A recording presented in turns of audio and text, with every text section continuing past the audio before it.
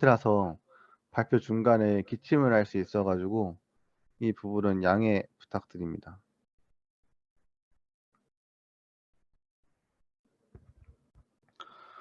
네, 그래서 첫 4단원 그 베이직 몰레큘러 제네틱 메커니즘에 대해서 발표를 하겠습니다. 우선 왓슨과 크릭이 1953년에 DNA의 구조를 엑스레이로 직접 눈으로 확인하기 전에도 맨델의 유전 법칙 같은 것들로 이미 그 전에 유전 물질의 존재가 어느 정도는 추측이 되고 있었습니다. 그러나 실제로 눈으로 확인한 것은 이 왓슨과 크릭이 엑스레이로 사진을 찍은 후였고, 그 이후로 DNA에 대한 연구가 계속해서 지속되면서 2003년도에 그 최종적으로 인간 유전자가 해독이 됩니다. 그리고 그 이후로 계속 보완을 거듭해서 현재는 표준 염기서열을 사용하고 있는데, 그 버전은 GRCH38번을 쓰고 있고요. 이 표준 염기서열은 어떤 때 쓰냐면 누군가 유전병에 걸려 있다 그러면 그 사람의 유전자를 채취해서 비교하는 레퍼런스로 쓰게 됩니다. 그래서 이 표준 염기서열 같은 경우에는 특정 한 사람의 염기서열은 아니고 여러 명의 염기서열이 섞여 있는 모자이크 서열이라는 점을 알고 계시면 좋을 것 같습니다. 그래서 오늘 발표에서 다룰 내용은 뉴클릭 애시드의 기본적인 구조하고 그 프로테인 합성 과정까지 다룰 것입니다. 그리고 그 뒷부분에는 DNA 레플리케이션과 리페어 시스템까지 다룰 겁니다. 우선 DNA는 리버서블하게 가역적으로 두 가닥에 분리될 수 있습니다. 그 분리되는 것을 디내추레이션이라고 부르는데, 이 과정에서 하이퍼 크로모시티가 관찰됩니다. 하이퍼는 무언가가 높다라는 뜻이고요. 이 크롬이라는 거는 색깔과 관련된 겁니다. 그래서 흑광도가 증가하는 성질, 그 DNA는 이중 가닥으로 디내추레이션 될 때 여기 보시는 것처럼 흑광도가 증가하는 하이퍼 크로모시티를 보이고요. 그래서 이 변곡점 부분에서 멜팅 템퍼러처를 결정하게 됩니다. 이 멜팅 템퍼러처는 일정한 온도가 아니고 변화인데, 이 오른쪽에 있는 그래프를 보시면 DNA에는 ATGC가 있죠. 여기서 G와 C 페어의 그 비율에 따라 멜팅 포인트가 점점 증가하는 것을 알 수 있습니다. 이것은 A와 T는 이중 결합을 하는데 C와 G는 삼중 결합을 해서 조금 더 안정한 결합이 강해지니까 그걸 끊어내기 위한 열 에너지가 더 많이 필요한 것이라고 해석을 할 수 있고요. 이렇게 분리한 DNA 두 가닥은 리내추레이션이라는 과정을 통해서 다시 한 개의 이중 나선으로 모일 수 있습니다. 이 이중 나선으로 모이는 거에 영향을 끼치는 거는 그 반응하는 시간하고 반응하는 온도, 그다음에 DNA 가닥의 농도, 이온의 농도 이런 것이 되겠죠. 그래서 이 헥산이라는 유전 물질은 센트럴 도그마라는 중심 원리라는 걸 따라서 유전 물질의 정보가 전달됩니다. 센트럴 도그마는 그 앞에서 DNA 구조를 밝혔다고 말씀드렸던 크릭이 제안한 건데, 기본적으로 DNA는 DNA 복제로만 만들어지고 DNA는 RNA로 전달이 되고 RNA는 단백질을 번역하고 딱 이 한 가지 방향성만 존재한다라는 게 센트럴 도그마입니다.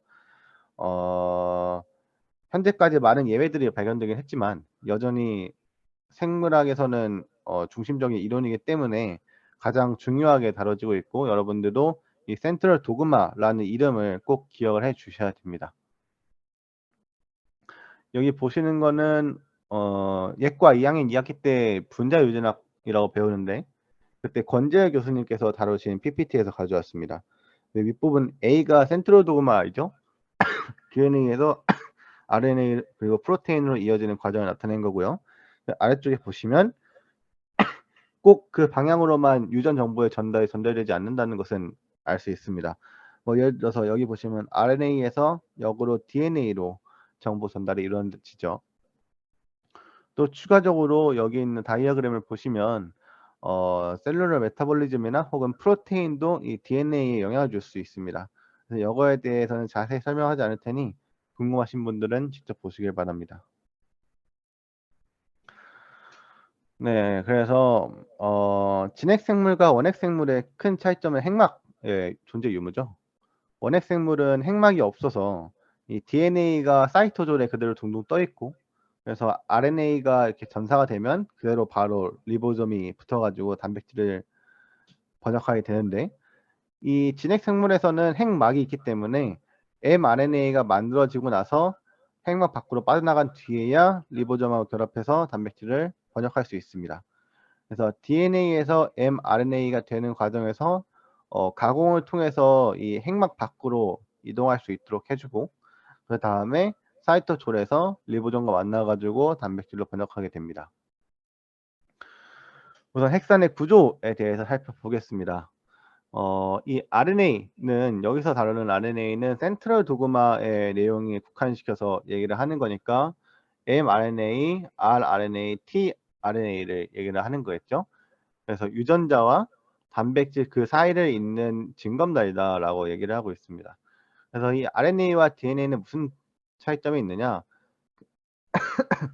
이 뼈대를 이루는 오탄당의 구조를 보면 알 수 있는데, 어 RNA는 리보스고 DNA는 디옥시리보스인데, D가 무엇을 떼다라는 거고 옥시가 옥시젠이니까 산소가 떨어져 있다. 리보스에서라는 걸 볼 수 있습니다. 그래서 여기에 리보스에는 OH기가 있는데 똑같은 자리에 디옥시리보스는 H밖에 없죠. 그 외에 나머지는 동일합니다.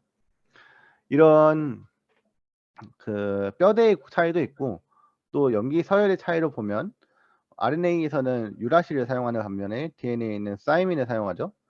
그래서 이러한 차이점이 크게 두드러집니다. RNA에는 크게 세 종류가 이 부분에서는 다룰 거고요. 첫 번째로 메신저 RNA는 단백질을 코딩하는 실질적인 메시지를 담고 있는 RNA고요. tRNA는 그 단백질을 합성하기 위해서 끌어모으는 아미노 애시드를 운반하는 역할을 하고요. rRNA는 그 mRNA와 tRNA가 잘 결합하기 위해서 그 리보솜을 사용하게 되는데, 이 리보솜을 형성하는 데 rRNA가 사용됩니다. 우선 DNA에서 RNA를 전사하는 것부터 살펴봅시다. 이 전사라고 하는 것은 DNA의 두 가닥 중에서 그 한 가지 가닥을 템플레이트, 주형으로 사용하면서 거기에 상부적인 컴플리멘터리 RNA 그 단편을 만드는 것이라고 볼 수 있습니다. 이런 거는 RNA 폴리머레이즈에 의해서 작용을 하게 되고요. 그래서 이거를 크게 이니시에이션, 엘롱게이션, 터미네이션 이렇게 세 가지 단계로 볼 수 있습니다. 시작, 연장, 종결 이렇게 볼 수 있는 거죠. 우선 이니시에이션입니다. 유전자에 있는 프로모터라고 하는 거를 인식해서 RNA 그 폴리머레이즈가 부착하게 됩니다. 이 프로모터와 함께 알아두셔야 될 게 이넨스인데, 프로모터는 그 타겟 진 가까이에 위치하면서 해당 진의 트랜스크립션을 유발하는 영역이고, 이넨서는 프로모터랑 기능은 비슷한데 타겟 진과 좀 멀리 떨어져 있는 그런 부분입니다. 그래서 프로모터와 이넨서 모두 이 RNA 트랜스크립션을 유발한다는 점에서 기억을 해 주셔야 되고요. 또 RNA 폴리머레이즈가 단순히 여기에 붙는다고 해서 바로 전사가 활발히 일어나는 건 아닙니다. 이거를 활발하게 일어나기 위해서는 트랜스크립션 팩터라고 이 전사 인자라는 게 붙어줘야 되고요.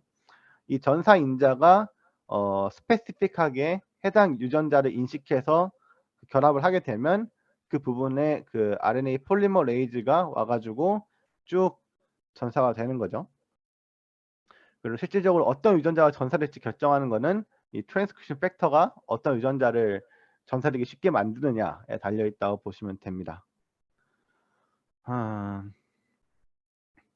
이 트랜스크립션 팩터는 세포의 기능 변화를 할 때 보통 타깃이 됩니다. 예를 들어서 어떤 세포가 기능이 바뀌려면 이 세포가 이렇게 보통 밖에 나와 있는 이런 단백질 같은 걸로 기능을 하는데, 이러한 기능이 바뀌려면 이 단백질의 발현이 바뀌어야 됩니다. 그러기 위해서는 이 단백질이 바뀌려면 단백질을 코딩하는 RNA에 영향을 줘야 되고, 이걸 위해서 트랜스크립션 팩터를 이용하는 겁니다. 직접 핵에 조작하지 않고 트랜스크립션 팩터에다가 자극을 줘서 그 밑에 그 쭉 캐스케이드를 거쳐서 세포 기능 변화까지 유발을 하는 것이죠. 앞으로 배우실 많은 세포간 신호 전달에서는 대부분이 이 트랜스크립션 팩터를 조작하는 쪽으로 신호 전달이 이루어질 겁니다. 트랜스크립션 팩터가 아닌 것 같은 경우에는 뭐 시냅스 같은 게 있죠. 시냅스 같은 뭐 화학 물질이라든지 혹은 전기 신호 전달이라든지. 그다음 프로모터로 작용할 만한 게 이제 타타박스하고 CPG 아일랜드라는 건데, 이 타타박스라는 거는 간단하게 얘기해서 T와 A가 반복되는 시퀀스입니다. 여기에다가 타타박스 바인딩 프로테인이 결합을 하면 이 RNA 폴리머레이즈가 안정돼서 전사를 이어나갈 수 있는 거죠. CPG 아일랜드도 C와 G가 굉장히 풍부한 영역인데, 이 부분도 타타박스와 비슷하게 프로모터로 기능하는 걸로 알려져 있습니다. 처음에 폴리머레이즈가 이렇게 DNA에 결합을 하면 우선 이 이중 가닥을 풀어주고 여기에 NTP를 붙여서 전사를 시작할 수 있도록 첫 머리를 만듭니다. 여기서 보시면 이 rNTP는 그 RNA의 NTP라는 건데, NTP는 뉴클레오타이드 트라이포스페이트라고, 뉴클레오타이드에는 우리가 그 ATGCU가 있죠. 그래서 ATP, GTP, CTP, TTP, UTP 이런 것들을 다 합쳐서 NTP라고 불러주는 거고요. 이거는. 그다음에 이 NTP가 그 디옥시 리보스가 아니고 그냥 리보스라서 R을 붙여준 거죠. 디옥시면 DNTP 이렇게 쓰겠죠. 그래서 이거를 처음에 하나를 붙여줍니다. 그 다음에 연장을 이어주는데 연장 같은 경우에는 항상 5'에서 3' 방향으로 진행이 되고요. 이 과정에서 RNA는 자연스럽게 이 DNA 헬릭스를 풀어주고 상부적인 이 베이스를 붙여주게 됩니다.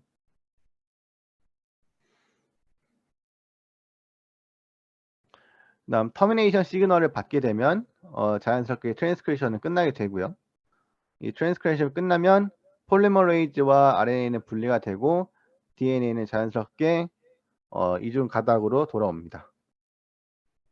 여기까지가 트랜스크립션 과정이고, 트랜스크립션이 된 mRNA가 그대로 번역이 될 수는 없고요. 이게 한 번 더 가공을 거쳐야 되는데, 첫 번째가 5' 캐핑, 두 번째가 폴리 A 테일 붙이는 거, 그리고 세 번째가 그 스플라이싱, 인트론을 없애는 과정이죠.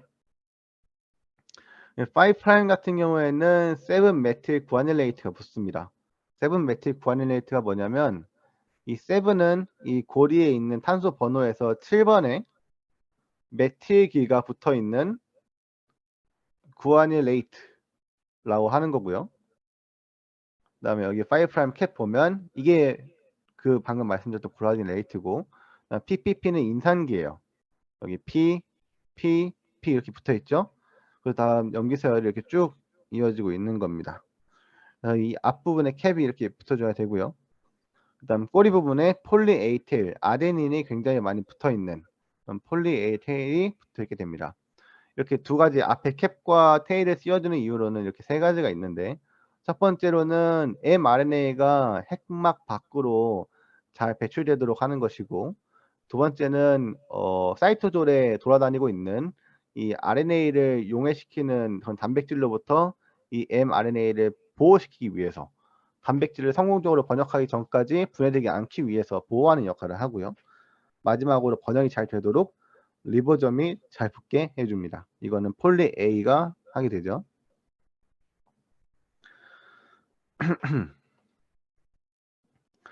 네, RNA 프로세싱입니다. RNA 프로세싱은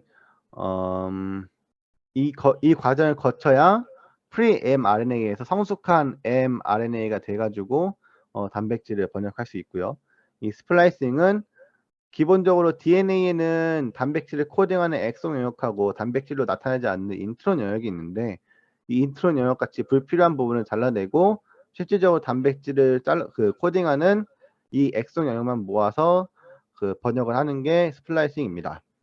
여기서 중요한 점은 이 인트론이라는 게 단백질을 번역하지 않는다고 했는데, 그렇다고 해서 이 인트론이 잘못되면 안 됩니다. 만약에 인트론에 변이가 생기게 되면 스플라이싱이 적절하게 일어나지 않아서 단백질의 기능이 떨어지거나 혹은 번역이 안 될 수 있어요. 그래서 인트론에 단백질로 번역되진 않지만 그래도 이 단백질이 자체가 기능하는데 드러나지 않는 인트론조차도 중요하다라는 거를 한번 알아두시면 좋을 것 같고요. 그다음에 RNA가 스플라이싱이 일어날 때는 자기 혼자서 스플라이싱이 일어나는 경우도 있고, 그다음에 두 개의 RNA가 만나 가지고 서로 이제 절반씩 붙는 그런 스플라이싱 방법도 있습니다. 그러나 진핵 생물에서는 이 스플라이서좀을 많이 사용하는데요.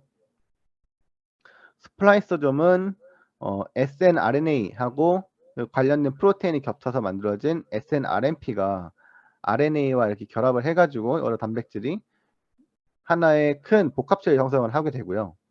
이거는 인트론 부분을 이렇게 꼬아서 만들어 가지고 이 부분과 이 부분을 만나게 한 뒤에 얘랑 얘를 이어 버리고 나머지 이거는 고리를 만들어서 떼어냅니다. 이런 식으로 스플라이서점을 이용하는 방법을 진핵생물에서는 많이 사용하게 되고요.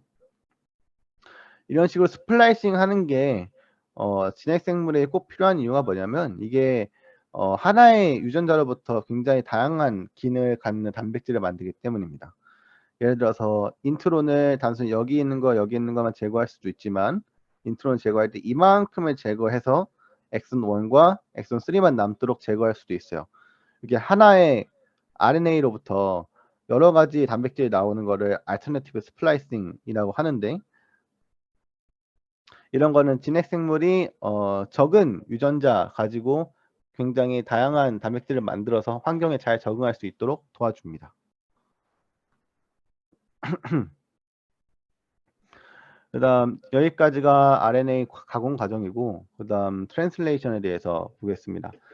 트랜슬레이션은 이 mRNA에 리보점이 결합한 다음에 tRNA가 이렇게 아미노산을 가져와서 붙이는 형태로 작용하고요. 말씀드린 대로 mRNA, rRNA, tRNA 이 세 가지 RNA가 사용이 되게 됩니다. 이 과정에서 단백질을 인식하는 거는 세 가지 염색 염기를 인식하는 코돈 염기를 인식해서 하는데요. 코돈 같은 경우에는 우리가 A, U, G, C 해 가지고 총 4개잖아요. 4개라서 4 곱하기 4 곱하기 4 해서 64가지의 아미노산을 가리킬 수 있는데, 이론적으로는 실제로 진핵생물에게 그렇게 많은 tRNA 종류가 존재하지 않아요. 대부분 45개보다 적습니다. 그래 가지고 64개를 전부 각기 다른 tRNA가 가리키는 게 아니고 tRNA 하나가 여러 개를 가리키는 일이 생기죠. 그래서 64개 중에는 스탑 코돈이 3개, 그리고 스타트 코돈이 하나, 그리고 나머지 61개는 그냥 일반적인 아미노산을 가리키는 그런 식으로 우리가 알고 있습니다. 그래서 메사이오닌으로 쓰이는 이 AUG가 일반적으로 AUG, 그쵸? 이게 스타트 코돈으로 쓰이고, 스탑 코돈 3개, 그리고 나머지가 그냥 일반 아미노산을 코딩하는 거죠. 트랜슬레이션 과정은 다음과 같습니다. 우선 이 pre-tRNA에다가 아미노산을 ATP를 소모해서 붙여주고요.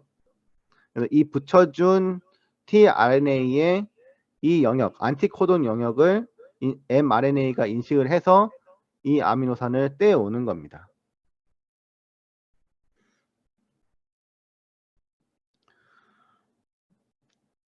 정확하게 번역이 되려면 단백질이 우선 이 코드에 맞는 아미노산 여기에 붙어야 되고요.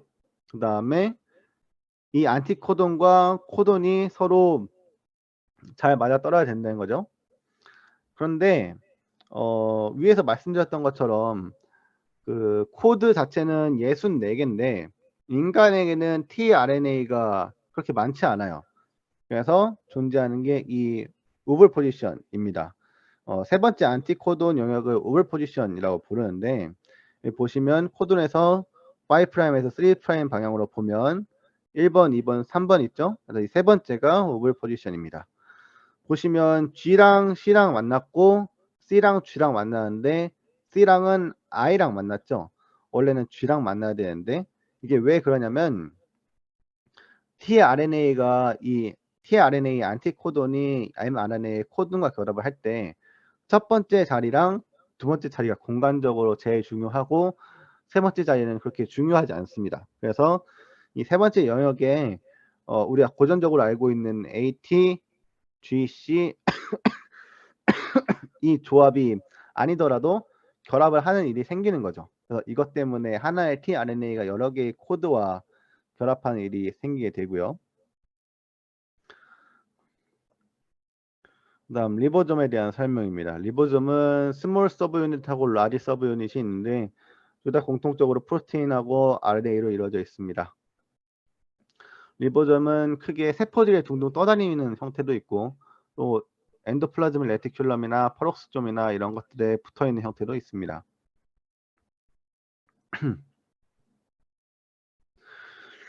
네, 리보점은 결합 자리가 3개가 있어요. 첫 번째가 P, 두 번째가 A, 세 번째가 E인데 P 자리는 그 결합이 반응이 지속되고 있는 펩타이드가 위치하고 있는 tRNA의 자리고요. A 자리는 새롭게 붙을 아미노산을 갖고 오는 RNA 자리고 E 자리는 여기 P 자리에 있는 친구가 펩타이드를 넘겨주고 나서 빠져나가는 식으로 갑니다.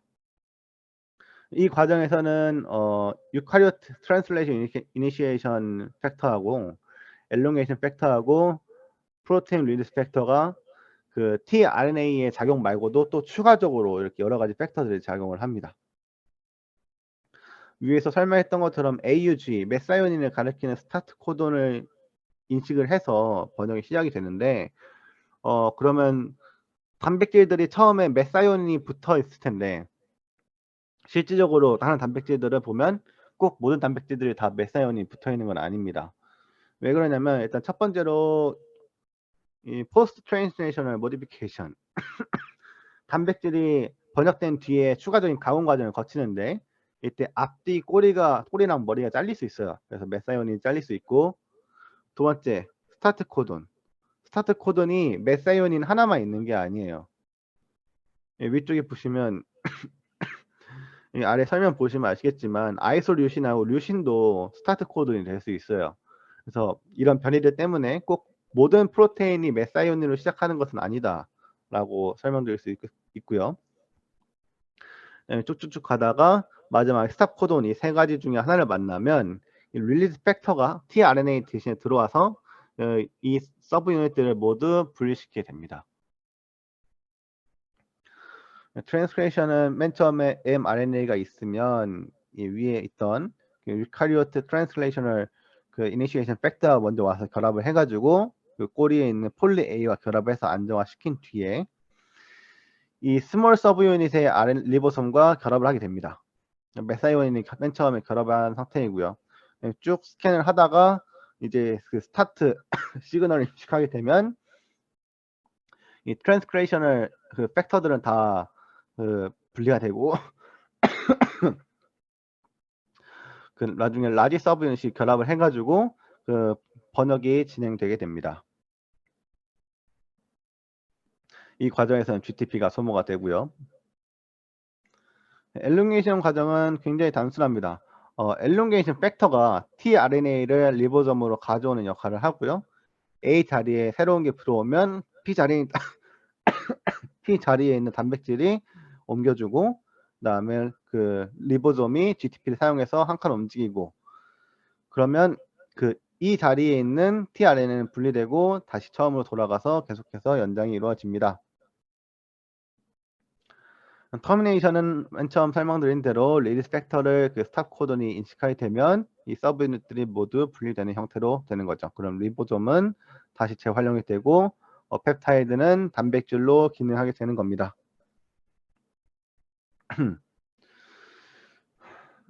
mRNA 자체는 이 번역이 끝난 뒤에도 즉각적으로 분해되지 않고 추가적으로 단백질이 계속해서 카피를 만들어낼 수 있도록 유지가 됩니다.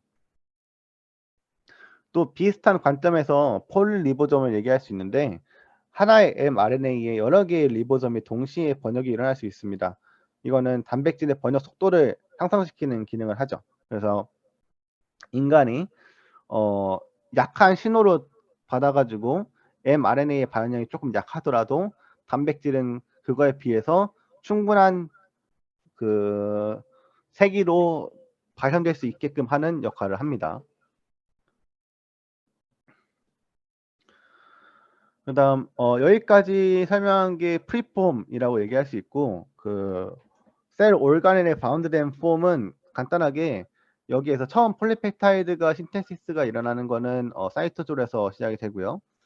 그 다음에 이렇게 단백질 번역되고 있을 때 특정 단백질은 어떤 올가넬 안에 들어가야 된다고 그 목적지를 지시받는 경우가 있습니다. 그거를 시그널 펩타이드가 가리키고요. 그러면 이 리보솜이 mRNA를 번역하는 중간에 시그널 펩타이드를 이 SRP가 인식을 해서 리보솜을 끌고 셀 올가넬에 부착을 시킵니다. 그러면 이 단백질은 그 번역된과 동시에 올가넬 안에 들어가 가지고 번역 후에 자동으로 이 안에 들어가게 되는 거죠. ER 같은 경우에는 이렇게 리보솜이 붙어 있는 걸 러프 ER이라고 부르죠. 여기까지가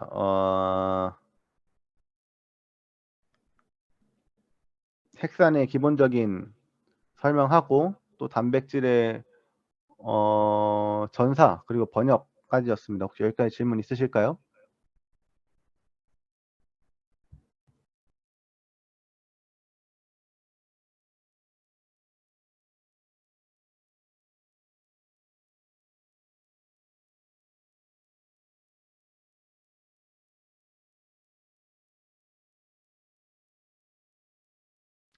네, 없으시면 바로 다음 DNA 레플리케이션 들어가겠습니다. DNA에 대한 내용은 당연히 다들 기본적으로는 아실 거라고 생각을 하는데 DNA 그 자체로는 더블 헬릭스로 이루어져 있고요. 이게 히스톤 프로테인을 감싸는 형태로 크로마틴, 염색사를 구성합니다. 이런 것들이 꼬이고 또 꼬여서 최종적으로는 크로모솜을 구성하게 되는 거죠. 이게 셀 사이클인데 셀 사이클은 크게 G1, G2기 그리고 마이토시스 이렇게 있습니다. G1기와 G2기에서는 단백질 양을 늘리고 셀 올간의 수를 늘려가지고 분열이 됐을 때 그 분열된 딸 세포가 정상적으로 기능할 수 있도록 하게 하는 거고요. 그 다음에 이 G1기와 G2기 사이에 있는 S기에 DNA 레플리케이션이 일어나게 됩니다. 이 중간중간에는 체크 포인트가 있어가지고 각각의 단계 끝날 때마다 체크 포인트 때 이제 셀 자체적으로 점검을 해서 적절하게 해당 그 페이지가 끝나지 않았다면 그 세포 자멸사 에이파토시스로 빠져들게 하고요. 그래서 마이토시스 그리고 사이토키네시스 이런 과정을 계속 반복하다가 분열이 필요 없는 시기가 오면 G0 셀 사이클 어레스트 더 이상 셀 사이클에 들어가지 않고 그냥 세포의 기능만 하는 식으로 들어가게 됩니다. 그래서 마이토시스는 프로페이즈, 프로메타페이즈, 메타페이즈, 아나페이즈, 텔로페이즈 이렇게 나눌 수 있는데 이거에 대해서 자세히 설명은 하지 않겠습니다. 뒷부분에 한번 나올 내용이라서 간단하게 설명드리자면 스핀들 파이버, 염색, 방추사하고 크로모솜 이것들의 배열이 어떻게 되느냐 그리고 그들의 연결하고 분리가 어떻게 되느냐 이런 거에 따라서 여러 가지의 그 단계로 나눴다고 볼 수 있고요. 이것들은 단순히 임의로 나눈 것이 아니고 세포 내에서 신호도 이 사이에 그 스위치 온오프 하는 것처럼 확확 바뀌게 됩니다. DNA가 처음 밝혀진 다음에 어떤 식으로 복제될 것인지에 대해서 여러 가지 가설이 나왔었는데 거기엔 크게 세 가지가 있었고 오늘 발표에서는 두 가지를 비교를 해 보겠습니다. 첫 번째 모델이 컨저베티브 메커니즘이고 두 번째가 세미 컨저베티브 메커니즘인데 첫 번째 경우에는 처음에 존재하는 주형은 하이 덴시티이고 그다음 그 실험액에 녹아 있는 염기들은 로우 덴시티라서 그 기존에 있던 건지 새로 만들어진 건지 구분할 수 있죠. 그래서 컨저베이티브 메커니즘 같은 경우에는 기존에 있는 두 가닥이 서로 분리되지 않고 계속 결합을 유지한다. 최종적으로 HH 컨비네이션하고 LL 컨비네이션 이 두 가지만 존재한다라고 하는 것이고요. 세미 컨저베이티브 메커니즘에서는 이 각각의 가닥이 이렇게 나뉘어 가지고 LL 그 조합하고 HL 조합 이렇게 두 가지가 있다 나타나는 거. 또 한 가지는 이게 조각 나 가지고 섞인다는 거였는데 지금 여기서 나타나진 않았죠. 그래서 실험할 때 이 세미 컨저베이티브 메커니즘을 예상했을 때는 그 질량 크로마토그래피를 했을 때 그림이 이렇게 나올 거라고 예상을 했는데 오른쪽에서 뭘 보시면 되냐면 이게 그 블랏이에요. 웨스턴 블랏, 서던 블랏, 노던 블랏 할 때 블랏인데 이 세 개 진하기를 보시면 돼요. 세 개 진하기가 강도고 보시면 왼쪽에 예상하고 일치하는 걸 볼 수 있습니다. DNA 레플리케이션에도 또 여러 가지 단백질이 사용이 되죠. 첫 번째로 토포이즈모레이즈는 DNA 헬릭스의 꼬임을 풀어주고요. 그다음 헬리케이즈는 두 가닥의 연결을 끊어준 다음에 또 여러 가지 폴리머레이즈의 작용에 의해서 DNA 레플리케이션이 일어나게 됩니다. DNA 레플리케이션도 똑같이 5'에서 3' 방향으로만 이어지고 그래서 이게 방해받지 않고 빠른 속도로 이루어질 수 있는 게 리딩 스트랜드라고 불리고요. 반면에 그 방향이 좀 반대로 돼 있어서 조금씩 이렇게 번역할 수밖에 없는 가닥은 레깅 스트랜드라고 부르고 여기가 조금 속도가 느리겠죠. 그리고 이 단편들을 오카자키 프래그먼트라고 부릅니다. 리딩 스트랜드에서는 그냥 그대로 쭉 복제가 일어나고요. 레깅 스트랜드에서는 오카자키 프래그먼트를 이렇게 쭉쭉쭉 만들다가 이 끝부분에서 이 RNA 프라이머를 떼내고 그 라이게이즈로 이용해서 붙이는 식으로 추가적인 단백질의 작용이 필요합니다. DNA 레플리케이션에 대해서 설명을 하겠습니다. 우선 맨 처음에는 RNA 프라이머, RNA를 먼저 붙이게 됩니다. RNA를 먼저 붙이고 그다음에 그 프라이메이즈가 RNA를 붙이면 그 뒤에 DNA 폴리머레이즈가 DNA를 쭉 붙이는 거죠. 이런 다음에 마지막에 RNA는 떨어져 나가게 되고요. 그러면 이제 자연스럽게 DNA가 조금씩 짧아지겠죠. 그래서 이것 때문에 텔로미어가 줄어든다라는 얘기가 여기서 나오는 겁니다. 네. 이어 나갈 때는 그 핵질 안에 들어있는 그 자유로운 형태의 그 염기를 가져와서 쓰게 되고요. 여기서도 NTP들을 가져오게 되고요. 이 NTP라고 하는 거에서 TP는 트라이포스페이트 약자예요. 포스페이트가 3개가 붙어 있죠. 트라이포스페이트의 약자인데 이렇게 붙어 있는 상태에서 이 OH의 말대에 있는 H를 떼내고 그럼 H 플러스가 방출이 돼요.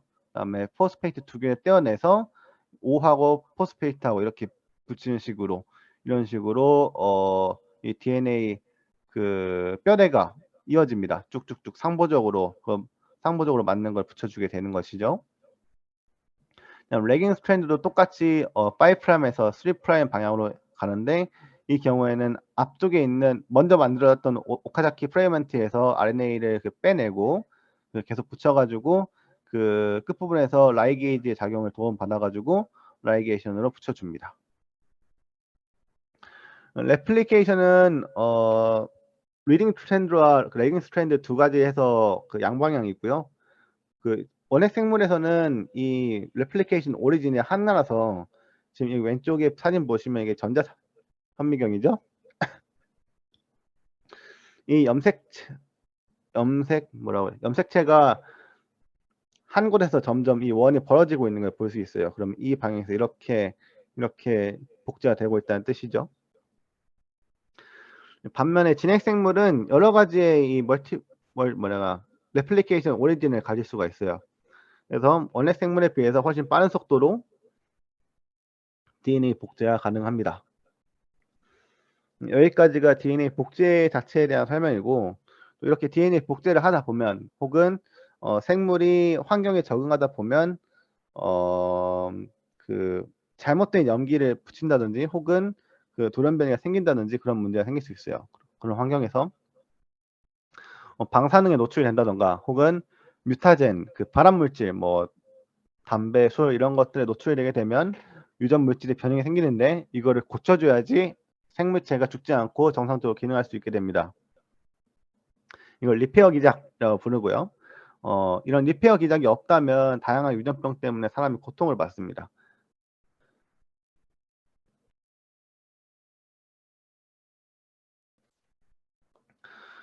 네, DNA 뮤테이션은 간단하게 포인트 뮤테이션이 있는데 하나의 베이스 페어가 다른 걸로 바뀌는 거죠. 네, 트랜지션 트랜스버전은 그 피딘 퓨리미딘 사이에서 바뀌는 거를 얘기를 하는 거고, 그다음에 좀 더 단백질 이런 걸 보면 첫 번째가 사일런트 뮤테이션. 그 앞에서 말씀드렸듯이 하나의 tRNA가 여러 개의 코돈과 결합하는 걸 볼 수 있죠. 그래서 이 세 번째 우월 포지션의 변이가 생긴 경우에 만약에 다른 아미노산으로 바뀌지 않는다면 그 단백질 자체는 똑같으니까 겉으로 드러나지 않습니다. 그런 걸 사일런트 뮤테이션이라고 부르고, 넌센스 뮤테이션은 그 하나의 베이스 페어가 바뀌어가지고 스탑 코돈이 생기는 경우, 이런 경우에는 프로테인이 중간에 잘리게 됩니다. 짧은 단편으로만 번역이 되고요. 미스센스 뮤테이션은 두 경우도 아닌 게 아예 다른 아미노산으로 바뀌게 되는 겁니다. 그 바뀔 때는 비슷한 성질로 바뀔 수도 있고 비슷하지 않은 성질로 바뀔 수도 있는데, 이 표를 보시면 단백질의 성질이 이 논폴라 극성이 아닌 것도 있고 폴라 극성인 것도 있고 산성 염기성인 것도 있어요. 그래서 이 안에서 글라이신이 바뀌어도 알라닌으로 바뀌는 거랑 밑에 세인으로 바뀌는 거랑 영향이 다르다는 거죠. 그래서 이거에 대해서 컨저베이티브 뮤테이션하고 넌 컨저베이티브 뮤테이션을 설명하는 것이고요. 그다음 우리가 단백질을 번역할 때는 이 세 가지 베이스 단위로 읽는데, 이거에 대해서 한두 개, 3의 배수가 아닌 단위로 들어가거나 빠지게 되면 이 코드 자체가 밀리게 됩니다. 굉장히 큰 변이가 나타날 수 있고요. 또 광범위한 유전자의 변이가 생성되면 정상적인 기능을 할 수가 없겠죠.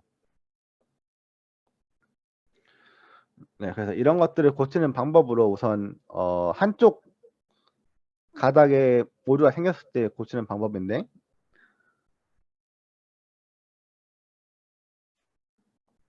이 베이스 익스전 리페어는 말 그대로 베이스를 잘라냅니다. 그래서 베이스를 먼저 잘라내고 그 다음에 그 부분에 스켈레톤을 잘라낸 다음에 새로 붙여주고요. 그다음 뉴클레오타이드 익스전 리페어는 그 영역 자체를 다 잘라내가지고 새로 붙여줍니다. 지금 여기 보시면 여기는 ATGC 매치가 안 맞아서 오류가 생겼다는 걸 바로 알 수 있어요. 이 그림에서 뭐가 문제냐면 이게 문제예요. 여기 이 T랑 A랑 결합을 한 게 아니고 T끼리 공유 결합을 형성을 했어요. 이걸 사이민 다이머라고 하는데 유전 물질이 울트라바이올렛에 노출을 되면 이런 식으로 자기들끼리 공유 결합을 할 수 있어요. 그러면 폴리머레이즈가 RNA 폴리머레이즈가 지나갈 때 여기를 인식하지 못합니다. 그래서 이런 부분을 서로 매칭이 된다고 해도 냅두면 안 되는 영역이기 때문에 이런 식으로 해결을 하는 거고요.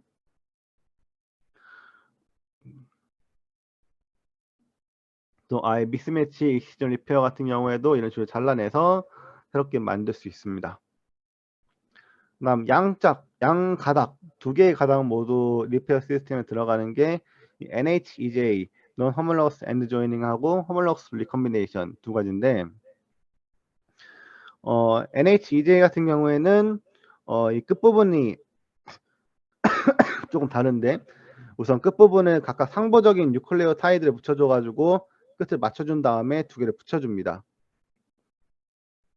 호몰로거스 리컴비네이션은 위에 보시면 위에 두 가닥은 빨간색, 아래 두 가닥은 파란색인데 맨 아래 보시면 빨간색, 파란색이 섞여 있어요. 이런 식으로 두 개의 DNA를 서로 섞어주는 역할을 하고요. 이런 리페어 시스템이 병적인 상황에서 우리 몸을 재생하기 위해서 사용되기도 하지만 우리 몸이 정상 기능을 하기 위해서도 사용됩니다. NHEJ는 면역세포에서 그 유전자 재조합할 때 사용되고요. 그 다음에 이 허멀러거스 리컴비네이션은 그 메이오시스 감쇄 분열 때 염색체가 이런 식으로 되어 있으면 이 부분하고 서로 교환할 때 그 크로스 오버가 이 방법을 통해서 일어나게 됩니다. 그래서 오늘 여기까지 RNA하고 DNA를 살펴보았습니다. 질문 있을까요? 질문 있습니다. 네, 질문해 주세요. 그 DNA 수선 중에 베이스 익시전 리페어에서 궁금한 게 있습니다. 네, 좀 단순한 질문이긴 한데 T랑 G랑 미스매치가 있는 걸 인식한 다음에 T를 떼고 C를 넣었잖아요. 네. 근데 미스매치가 있을 때 T랑 G 중에 뭐가 잘못된 건지는 어떻게 인식하나요? 음, G를 뗄지 T를 뗄지는.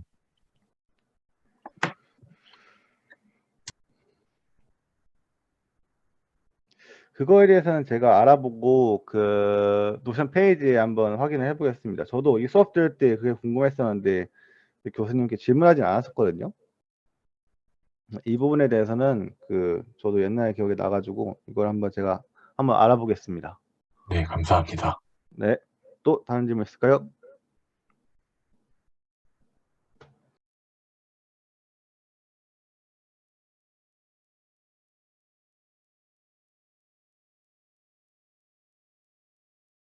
네, 없으시면 제 발표는 여기까지 마무리를 하고 그 다음은 김윤성님이 7장 발표를 하실 겁니다.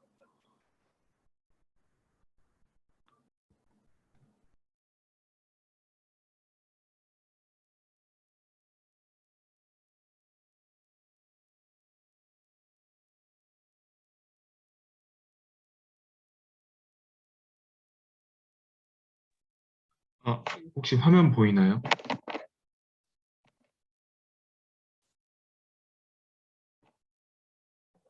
화면 지금 공유되고 있나요? 네, 공유되고 있습니다. 네. 그러면은 저도 이제 발표를 한번 시작해 보겠습니다. 안녕하세요. 저는 이제 이번에 7장을 이제 발표하게 된 제 예과 1학년 김윤성이고요. 일단은 이번 7장이 그 아까 방금 건영 형님께서 발표하신 4장이랑 좀 상보적인 내용이 많아서 딱 이렇게 발표하는데 그렇게 이해하는데 좀 앞에 발표가 좀 많이 도움이 될 것 같아서 뭐 감사하다는 말씀을 전하고 제가 이거를 발표를 할 텐데 중간중간에 혹시 이해가 안 되시는 부분이 있거나 하면은 제가 나중에 다시 모르는 게 있다면 나중에 다시 아까 노션에 올리든가 해가지고 일단 조치를 취하도록 하겠습니다. 네, 그러면은 일단은 발표를 시작해 보도록 하겠습니다. 이제 7장에서 주로 다루게 될 내용은 이제 아까 사과에서 배웠던 센트럴 도그마를 좀 더 이제 좀 자세하게 다루는 느낌인데요. 이제 여기에서 본격적인 내용을 이제 발표하기에 앞서서 그 기본적인 배경 지식을 좀 알아보는 시간을 가져야 될 것 같습니다. 뭐 우선 여기 있는 슬라이드에 있는 것들은 뭐 용어 정리인데요. 이제 어디니 이렇게 합성이 되고 뭐 아니면 분해가 되고 이제 이런 것들에 대한 내용인데 이제 간단한 OM이라 해가지고 트랜스크립트 OM 이렇게 하면은 뭐 이렇게 여러 가지의 뭉친 덩어리 이런 느낌을 뭐 이해하시면 될 것 같아요. 네, 앞부분 간단한 데는 좀 넘어가도록 할게요. 네, 네, 그래서 아까 했던 그 센트럴 도그마를 이렇게 좀 간단히 나타냈는데 DNA, 프리 mRNA, mRNA, 프로틴 이렇게 해가지고 네 가지가 쭉 나와 있는데 이제 저희가 그 중간중간 과정 트랜스크립션 그리고 프리 mRNA에서 mRNA까지 스플라이싱 그리고 mRNA에서 프로틴까지 여기 전서 번역 그리고 운반 이제 이런 것들을 이제 배우는데요. 이제 여기에서 이 7과에서 중요시해야 될 게 여기 이 각각의 과정이 어떻게 일어나는가를 좀 더 자세하게 배우고 그리고 여기에서 어떤 이상이 생겼을 때 어떤 질병이 나타나는가 뭐 이런 것들을 주로 배운다고 해요. 네, 예를 들어서 여기 있는 이 질병의 이름이 아니리디다? 무홍채증이라고 하는데 저 정확한 발음을 모르겠습니다. 어쨌든 이 무홍채증은 여기 있는 팩스6 진 유전자에 이제 문제가 생겼다고 하는데요. 여기서 이 팩스6는 전사인자죠. 그러니까 이 전사인자에 문제가 생겨서 이 무홍채증이 생기는 건데 이게 뭐 어떤 식으로 일어나는지 뭐 이런 거를 배우는 거라고 합니다. 이제 여기 있는 게 그 아까 말한 센트럴 도그마의 이런 일련의 과정들을 그림 한 개를 좀 압축해 놓은 건데 여기 보시면은 이렇게 전체적으로 DNA가 있으면은 여기에서 mRNA로 전사가 되고 여기서 이게 프리 mRNA니까 여기에서 또 스플라이싱이 되고 여기서 다시 번역이 돼가지고 최종 이 단백질이 되는 과정 이제 이게 센트럴 도그마죠. 이제 여기에서 그 여러 가지 질문들을 던져볼 수 있습니다. 전사 시작 어떻게 하는 거냐? 이제 그건 아까 사과에서 나왔다시피 타타박스랑 CPG 아일랜드라는 이런 것들이 있어가지고 전사를 이제 시작을 할 수 있게 되는 건데 이 타타박스랑 CPG 아일랜드를 인식함으로써 전사가 시작되는 거죠. 그리고 그 뒤에 나오는 물음들이 RNA 폴리머레이즈 어떻게 이제 조절할 거냐 그리고 프로모터, 인핸서 그리고 뭐 이런 액티베이터 리프레스랑 크로모솜 리모델링 이런 것들이 이제 실과에서 배울 것 같습니다. 네, 이거는 사과에서 나왔던 그림이니까 일단 여기 잠깐 보고 넘어가는 걸로 하고 혹시 이 그림에 대해서 별도의 질문이 있으시면 이따 받겠습니다. 네. 이제 이것들 또한 아까 말했던 그런 그 센트럴 도그마 과정의 일부이기 때문에 그 과정의 일부에서 이제 진핵생물과 원핵생물은 어떤 차이가 있는지를 간단히 나타낸 것입니다. 네, 여기에서 진핵생물과 원핵생물의 차이가 이제 그 있다는 것을 보여주는 그림인데요. 네, 일단은 자세한 내용은 뒤에서 좀 더 다루도록 하겠습니다. 네. 이제 여기에서 염색체의 두 가지 종류가 있다고 합니다. 이제 여기서 헤테로크로마틴과 유크로마틴 뭐 이렇게 두 가지 종류가 있는데 진 오프 상태 그리고 클로스 크로마틴 상태 그러니까 현재 헤테로크로마틴 상태는 억제된 상태, 닫힌 상태입니다. 이 상태에서는 이런 염색체 상태에서는 전사가 일어날 수가 없습니다.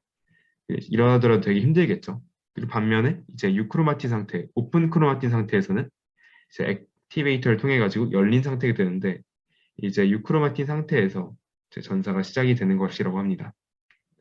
이런 일련의 액티베이트, 리프레서 되는 과정들은 이렇게 여러 가지 작용 물질들이 존재하는데 그것 또한 뒤에서 자세히 다루도록 하겠습니다. 지금은 서론이니까 좀 빨리빨리 넘어가도록 하겠습니다. 네. 그리고 아까 스플라이싱 과정에서 그 사과에서도 언급했다시피 뭐 폴리 A 테일이 생긴다. 이제 이런 것들이 나와 있는데 그것들의 기능은 뭐 아까 말씀하셨다시피 뭐 mRNA가 잘 보호되고 어떤 인식 잘 되기 뭐 이런 부가적인 기능을 하기 때문에 스플라이스가 필요합니다. 네.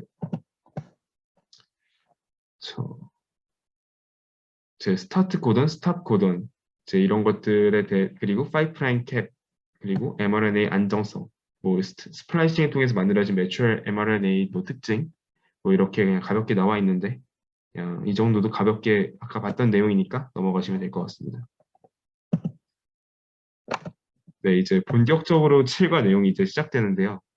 이제 여기에서 7, 8과 내용이 사실 PPT 한 번에 담겨 있어가지고 그냥 제가 임의로 잘랐습니다.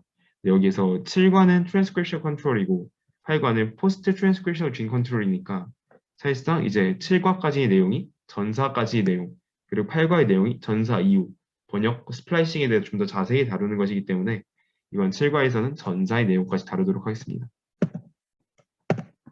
네, 이제 그리고 이것들이 제 7과의 목차인데요. 이제 7과의 목차에 보시면은 Control of Gene Expression in Bacteria 이제 박테리아 같은 원핵 생물에 있어서의 이제 유전자 발현 그리고 Overview of Eukaryotic Gene Control 이제 진핵 생물의 이런 유전자 그 조절에 있어서의 좀 개요, 그리고 RNA polymerase II promoters and general transcription factors 해가지고 일반적인 전사 인자들과 그 polymerase II에 대한 이제 이건 얘기를 할 수도 있고요. 뭐 이제 regulatory sequences in protein coding genes and the proteins through the function, 그리고 molecular mechanisms of transcription, repression, activation까지 나와 있는데요. 이제 준비된 PPT를 보다 보니까 그 뒤에 내용들이 그 7-678의 내용들이 잘 실려 있지 않더라고요. 그래가지고 7-5까지 내용을 이제 일단은 제가 오늘 강의에서 한번 설명을 할 텐데, 그 이후의 내용에 대해서 혹시 궁금하시거나 추가적으로 알아보고 싶으신 내용이 있으면 따로 문의를 주시면 감사하겠습니다. 네, 먼저 이제 controls of gene expression in bacteria. 원핵 생물에 있어서의 이제 유전자 발현인데요.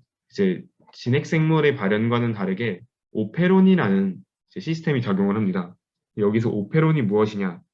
오페론은 여기서 gene cluster, 유전자의 모음, several proteins from single mRNA, 그러니까 한 개의 mRNA로부터 나오는 여러 개의 단백질, 뭐 이런 식으로 나와 있습니다. 그러니까 이게 이 이콜리는 참고로 대장균이고요. 이 오페론이라는 것을 통해서 이제 이 원핵 생물이 그 유전자 발현을 하는데, 이 뒤에 그림을 보시면 알겠지만 뭐 이렇게 생겼어요. 이제 오페론이라는 작용을 통해서 이제 1년의 이런 전사 과정을 거치는데, 이제 이 전사 과정에 대해서는 이제 진핵 생물보다 좀 더 간단한 편이고, 이제 이것들에 대해서 설명을 드리게 되면은 이제 일반적으로 뭐 DNA 코딩 스트랜드, 템플릿, 이거는 뭐 진핵생물, 원핵생물 차이 없이 다 똑같은 DNA가 있는 건데, 여기에 이제 이걸 설명을 드리면은 이 1번 단계, 이 시그마 팩터가 RNA 폴리머레이스랑 결합을 합니다. 그리고 이렇게 되죠. 그리고 2번 단계, 시그마 팩터가 타타박스라는 이제 앞에 프로부터 찾아가지고 RNA 폴리머레이스랑 결합을 하게 합니다. 그래서 이게 결합을 해가지고 이런 상태가 된 거죠. 그리고 더블 스트랜드를 싱글 스트랜드로 이제 분리하는 단계가 이 3단계입니다. 그래가지고 이렇게 전사가 시작되면은 더블 스트랜드가 싱글 스트랜드로 이렇게 분리가 되죠. 그리고 4단계, 여기서 이게 빠지고 팩터가 빠지고 RNA가 본격적으로 전사되기 시작됩니다. 그래서 현재 RNA가 나오기 시작하고 5번 터미네이션 시그널이 나올 때까지 계속 RNA가 연장이 됩니다. 일렁게이션 단계죠. 그리고 이 6번 단계, 여기에서 일렁게이션 단계가 끝나고 이제 터미네이션 단계가 된 겁니다. 그래가지고 RNA 다시 배출하고 여기에서 이제 다시 비어버린 RNA 폴리머레이스에 팩터가 들어오고 다시 뭐 DNA가 들어오고 뭐 이런 식으로 해가지고 계속 전사 과정이 반복이 되는 겁니다. 네, 이제 여기 이 뒤에 나오는 내용들은 오페론에 대한 그런 몇 가지 예시들을 통해서 설명이 되어 있는데요. 이제 크게 두 가지 예시로 나와 있는데, 첫 번째 예시가 여기 나와 있는 이 저당 오페론입니다. 이제 솔직히 이 오페론에 대한 얘기를 너무 깊게 다루면은 나중에 정작 사람이랑 관련된 진핵생물의 전사 방식에 대해서 많이 못 다룰 것 같아서 좀 간단히 좀 하고 넘어가겠습니다. 결국 여기에 있는 이 첫 번째 예시, 이 저당 오페론, 이거는 무엇이냐? 일반적으로 이런 탄수화물의 신진대사에 있어서 그러니까 글루코스가 저당보다 더 우선시해서 쓰이는데, 이게 또 환경마다 다를 거 아닙니까? 그래가지고 어떤 환경에서는 이제 저당을 더 위주로 쓰고 어떤 환경에서는 또 글루코스를 많이 써야 되는데, 이제 그런 환경이 이제 밖에 환경 인식을 하고 그 인식을 해가지고 어떤 것을 에너지원으로 쓸지 이걸 이제 이 원핵생물이 판단을 해야 되는데, 그 일련의 과정을 이렇게 그림으로 나타낸 것입니다. 네, 그렇게 돼가지고 여기에서 글루코스가 없거나 락토스가 있는 상황에서는 결국엔 이렇게 저당을 활용할 수 있게, 그래서 저당 관련 이제 유전자가 더 높게 전사가 되는 뭐 이런 결과를 낳는다. 이런 것이 이 저당 오페론에 관한 결론입니다.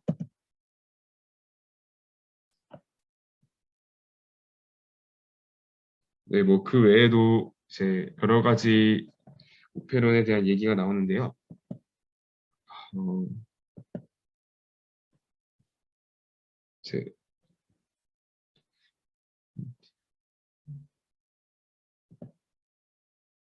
솔직히 저는 그 이 부분에 대한 이제 공부를 해봤는데 이해가 좀 덜 된 것 같아가지고 제가 지금 말씀드리기 죄송하지만 우페론에 대해서는 조금만 가볍게 넘기도록 하겠습니다.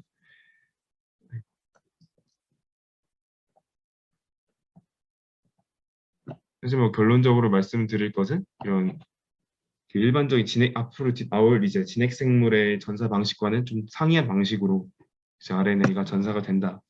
뭐 이제 이런 말씀을 드리고 싶고요. 네, 이제 좀 본격적인 본론인 그 진핵 생물의 이런 유전자 발현에 대해서 말씀드리도록 하겠습니다. 네, 여기 있는 것들은 이제 기본적인 그런 염색체 그리고 DNA 구조에 대한 내용인데요.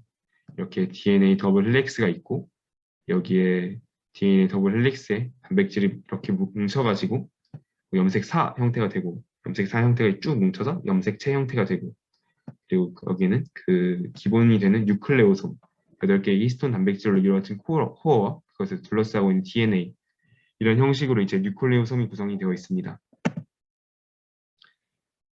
네, 이제 레디얼 루프 도메인즈라 해가지고 이런 스캐폴드 형식 이렇게 접혀지는 형식 스캐폴드 형식인데 이제 이런 형식이 여기 나와 있는 구조에 사용이 된다고 합니다.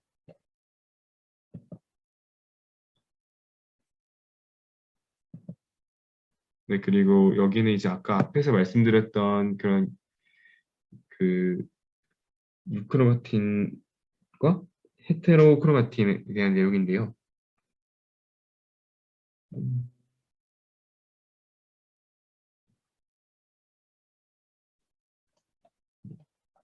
네, 다시 한번 말씀드리자면 이제 여기에서 좀 응축된 형태, 콘덴스된 형태에서 클로스드 크로마틴, 그러니까 이 상태에서는 전사를 받아들이기 힘든 상태고 여기서 액티베이트가 되면은 좀 전사가 받아들이기 쉬워지는 형태가 됩니다. 그래서 이제 적절한 시기에 맞춰서 어떨 때는 또 이렇게 닫힌 형태로, 어떨 때는 열린 형태로 이렇게 갔다 갔다 바꿀 수 있는 거죠.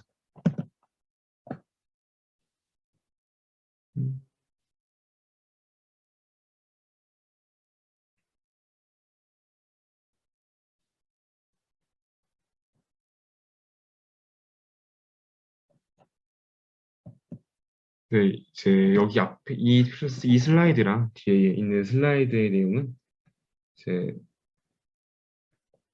어, pre-initiation 컴플렉스 상태가 뭐 이 상태를 의미하는데요. 여기에서 elongation 때까지 뭐 elongation이 될 때까지 뭐 다양한 형태로 이제 전사가 발현된다. 뭐 이런 얘기를 하는 것으로 보입니다.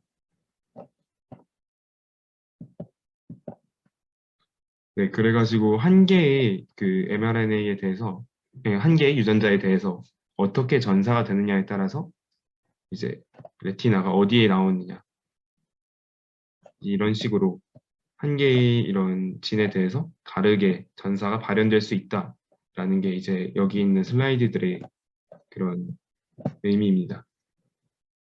이제 진 익스프레션이 그만큼 좀 복잡성이 있다. alternative 뭐 트랜스크립션이다. 뭐 이제 이런 얘기를 하는 거죠. 네, 그리고 여기 이 슬라이드에 있는 내용은 프로틴 퓨리피케이션인데요. 이제 여기 있는 내용은 그 RNA 폴리머레이스가 무엇인지 알기 위해서 이제 그것들을 알기 위해서 행한 실험 방식이라고 합니다. 그래가지고 여기 있는 내용을 보면은 여기는 갤 필터레이션, 여기는 이온 익스체인지 크로마토그래피라고 되어 있는데요.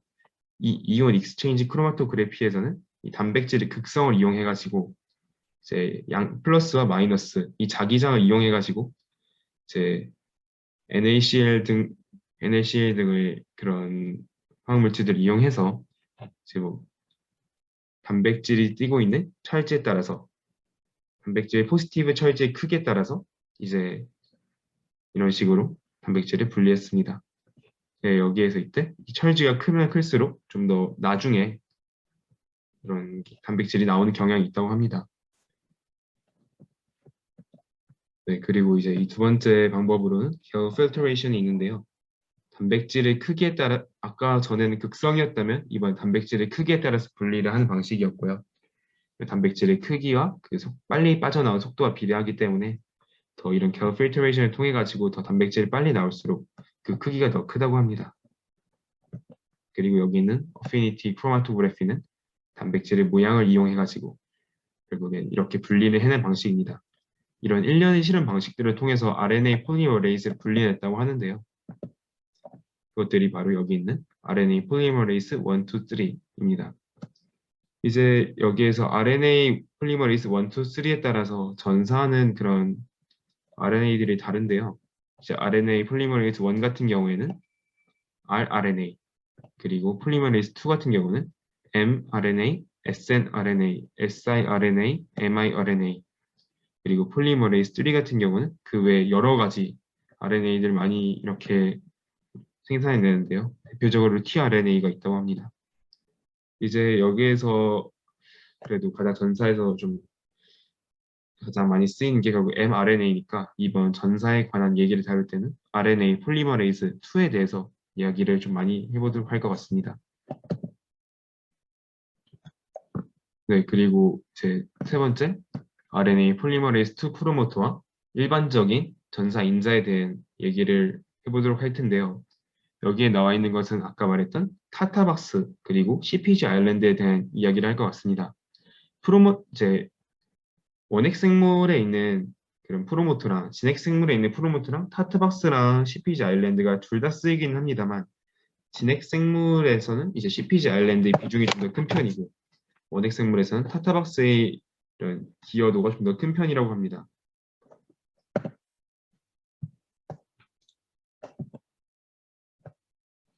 네, 그래가지고 CPG 아일랜드를 통해서 이렇게 프로모트가 됐다라는 걸 보여주는 그림이고요. 그리고 이제 RNA 폴리머레이즈 2를 통해서 알아낸 이런 CPG 아일랜드를 통한 이런 전사의 특징을 이제 나타낸 것이 이것인데, 일단은 그 양방향으로 일어난다. 그러니까 전사가 한 방향이 아니라 양방향으로 일어난다는 걸 이렇게 그림을 통해서 나타낼 수 있었고요. 방향이 한 방향이 아니라 여러 방향으로 국한된다는 걸 알 수 있는데, 이제 이렇게 두 개의 그래프를 통해서 나와 있어요.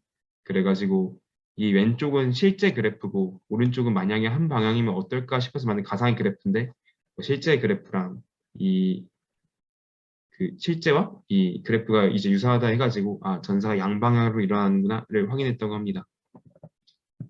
네, 그리고 이제 General Transcription Factors입니다. 일반적인 전사인자들인데요.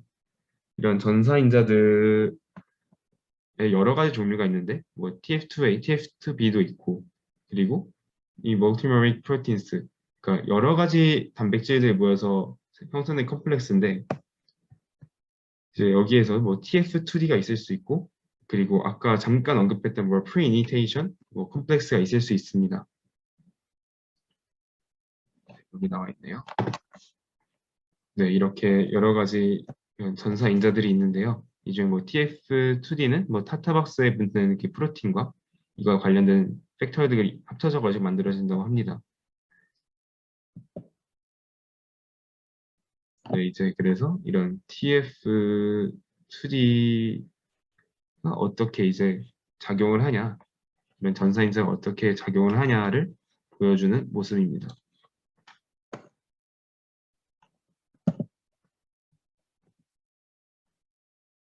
네, 이제 방금까지 살펴본 것들은 이제 전사인자였고요. 이제 elongation factor에 대해서 알아보겠습니다. 이제 아까까지는 이제 전사인자 중에서도 좀 시작하는 단계 느낌이었다면 이제는 전사 안에서도 이제 elongation 단계에 영향을 끼치는 팩터들에 대해서 알아볼 텐데요. 일단 여기 있는 이 NELF는 이제 negative elongation factor로 이 팩터가 붙으면은 이 elongation 단계에 멈춘다고 합니다. 그리고 그래서 이 NELF 팩터가 이제 붙어 있을 때는 일렁게이션이 안 되다가 이게 떨어지는 순간 이제 일렁게이션이 다시 진행이 된다고 합니다. 그 외에도 뭐 여러 가지 일렁게이션 팩터가 있는데요. DSIF, 그리고 뭐 PTEFB 이런 식으로 여러 가지 인자가 있습니다.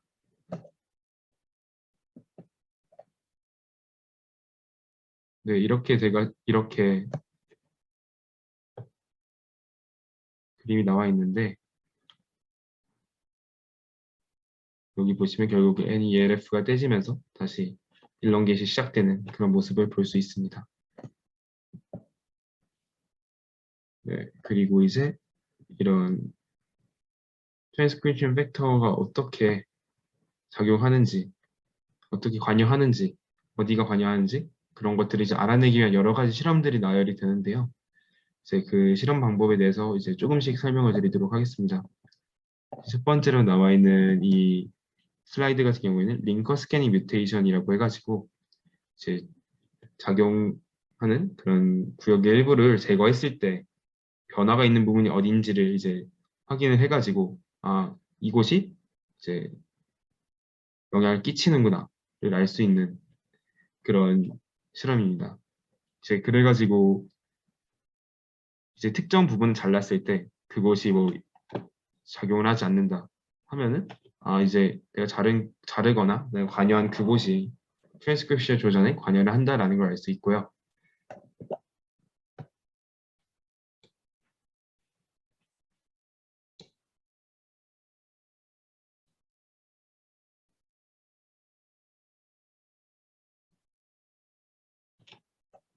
네, 이것도 DNA 인터랙션 관련해 가지고 DNA 간의 상호작용을 통해서 어떻게 트랜스크립션이 일어나는지를 확인하는 그런 실험입니다.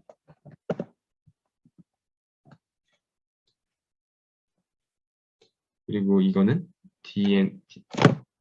DNase 풋프린트라고 합니다.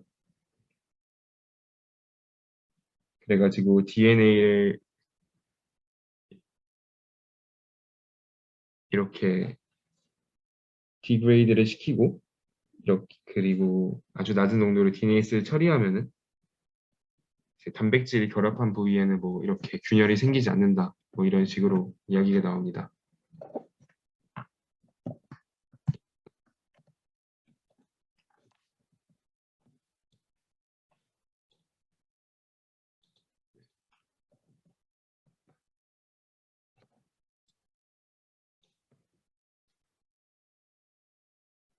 그리고 이제 여러 가지 방법들이 있는데 여기 있는 방법은 이제 이 전에 나왔던 방법이 EMSA라 해가지고 이제 DNA랑 이제 프로틴이 결합을 하면은 분자량이 늘어나니까 그 속도가 느려집니다. 이제 그걸 속도 차이를 이용해가지고 이제 이런 프로모터나 이제 아니면 이런 팩터들을 찾아내는 방법이고요.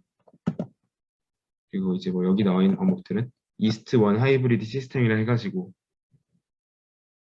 TF가 이제 어떻게 결합하고 어떻게 영향을 끼치는지를 뭐 직접 이스트 등을 배양해가지고 확인한 실험이라고 합니다.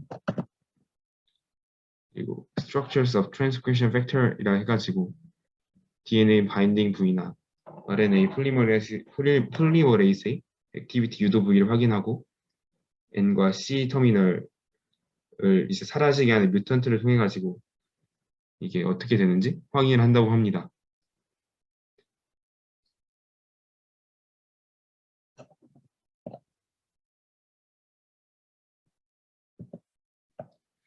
이 부분에 이제 저희가 수업을 받을 때 다뤄주지 않으셔가지고 찾아봤는데 이 부분에 대한 이해가 좀 미숙한 것 같아서 이 부분에 대해서 추가 질문하신다면 제가 나중에 찾아서 도션을 올려드리도록 하겠습니다.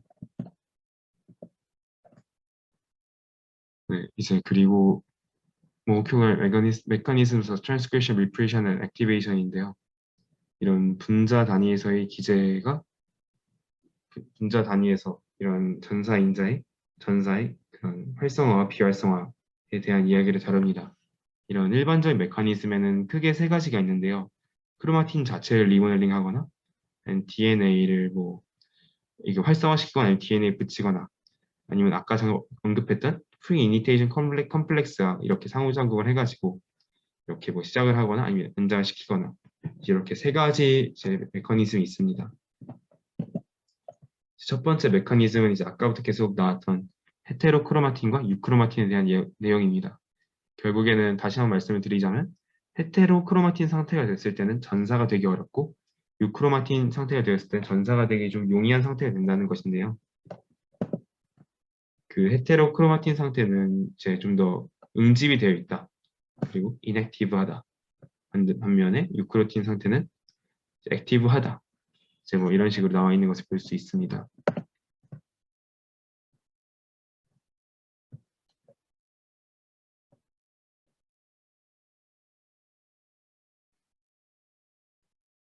네, 이게 유크로마틴 상태인데요. 넘어가도록 하겠습니다.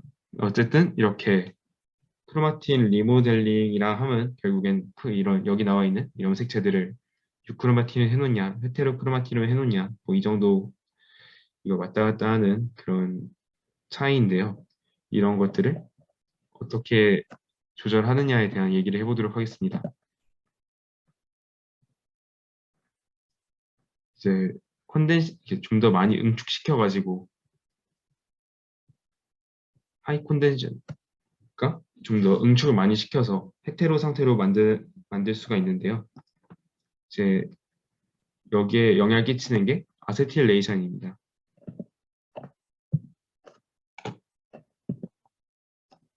여기서 아세틸레이션을 통해서 리프레스와 결합을 하면은 히스톤이 아세틸화가 되지 않아서 더 높은 응축을 갖게 되어 헤테로가 되고요.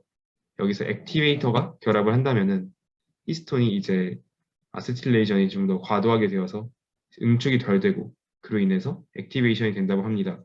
여기 나와 있던 리프레서를 하면 여기 UME6인데요. 그러니까 이게 결합을 해가지고 아세틸화가 덜 돼서 헤테로가 된다.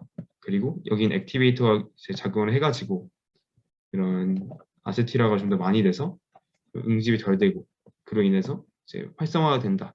이제 뭐 이런 작용 기제를 보인다고 합니다. 실제로 아세틸화 이외에도 여러 가지 화학 반응들로 인해 가지고 이제 이런 작용 기제들이 조절이 되곤 하는데요. 여기 나와 있는 아까 아세틸 말고도 이제 메틸화, 유비퀴틴화라는 이제 이런 작용이 있습니다. 근데 메틸화랑 유비퀴틴화는 어느 부위에 작용하냐에 따라서 액티베이트가 되냐, 리프레스가 되냐 이것들이 결정하기 때문에 단순히 이런 작용이 일어났으니까 얘는 액티베이트가 될 거야라고 단언을 할 수는 없습니다. 하지만 여기에서 포스포레이션이 이렇게 일어난다면 전반적으로 액티베이트가 일어난다라는 말씀을 드릴 수 있을 것 같습니다. 네, 여기에 나와 있는 건 아까 말씀드렸던 그런 작용 기제 중 하나인 메틸화의 하나의 예시인데요. 이때 H3K9라는 히스톤에 이제 메틸화가 되면은 HP1이 결합을 한다고 합니다. 이때 이 HP1이 이제 결합을 하게 되면은 이렇게 그림에서 보시는 바와 같이 굉장히 응축이 되어 있죠. 컴팩트해지면서 헤테로 상태가 되고 그래서 이제 염색체가 억제 상태가 된다고 합니다. 네, 이게 그런 상태고요. 이제 보시면은 리프레서 인 사이토플라즘, 리프레서 인 뉴클레스 이렇게 되어 있는데 이제 메틸화된 H3K와 HP1은 리프레스드 트랜스진에서만 보였다 라고 되어 있습니다. 그러니까 여기에서 말씀드릴 수 있는 것은 결국엔 이런 H3K와 HP1이 결합하게 된 메틸화 작용을 통해 가지고 여기서는 메틸화를 통해서 헤테로 상태가 되었다라는 것을 말씀드릴 수 있을 것 같습니다.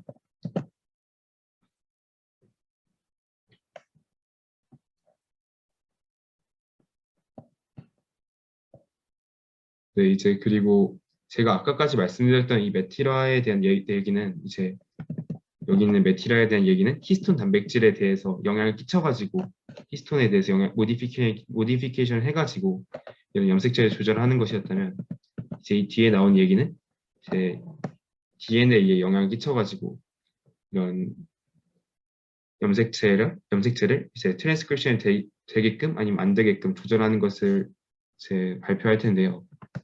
이제 여기에서는 DNA가 메틸화가 될 때, DNA가 메틸화가 되지 않을 때에 대한 얘기를 좀 더 해보도록 하겠습니다. 그래서 여기서 메티라가 되지 않은 셀 프로모터에 대해서는 좀 더 이렇게 액티베이트가 되고, 메티라가 된 이런 암 세포 프로모터에 대해서는 이렇게 멈춰 있는 것을 볼 수 있습니다. 즉 CPG 아일랜드에서 메티라가 되었으면, 이렇게 CPG 아일랜드에서 메티라가 되었으면 이제 진 익스프레션이 억제된다는 걸 알 수 있죠. 여기에서 아까랑 뭐 작용했던 부위가 히스톤, 여기는 아까 작용하는 부위가 DNA로 다르긴 하지만 어쨌든 두 번 다 메티라를 통해서 이런 진 익스프레션이 억제된 것을 볼 수 있습니다. 네, 그리고 여기 있는 이 슬라이드는 이제 클래시컬 제네틱스랑 에피제네틱스에 대한 내용인데요. 이제 에피제네틱스를 뭐 한글로 찾아보니까 후성 유전학 뭐 이렇게 나오긴 하더라고요.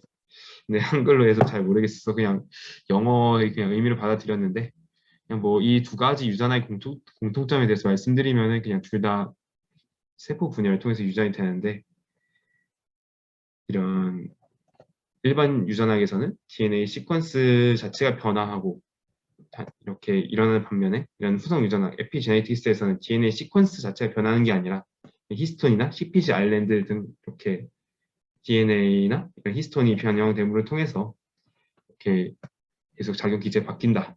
뭐 이런 것들이 큰 차이라고 볼 수 있겠습니다.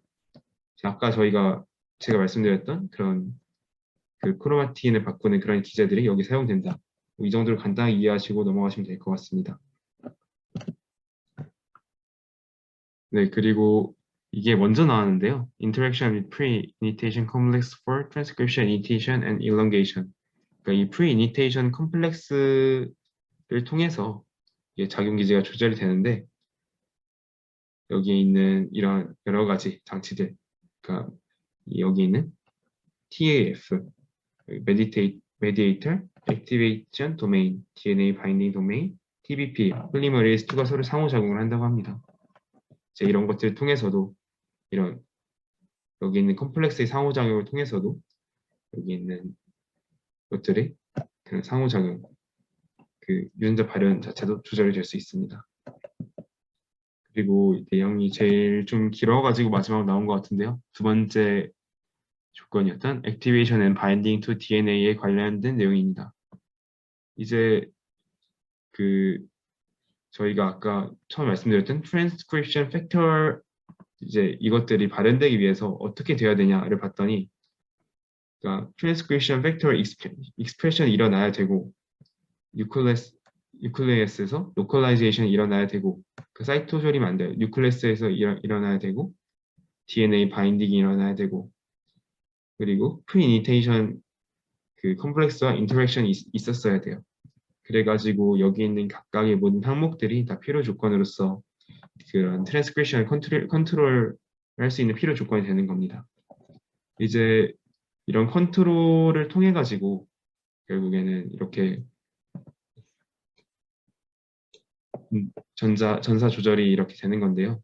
이제 여기에서 이 컨트롤 여러 가지 방안들이 있다고 합니다. Activation or nuclear translocation by, 그러니까 활성화 혹은 핵으로 이동을, 이런 여러 가지 방법들을 통해 가지고 이렇게 일어난다고 하는데요. 이것들은 degradation, inhibition of degradation, dissociation with inhibitors, modification such as proliferation, interaction with stimulator, 뭐 이런 식으로 나온다고 합니다. 네, 먼저 degradation을 통해서 어떤 식으로 그 작용이 일어나는지 말씀드리도록 하겠습니다.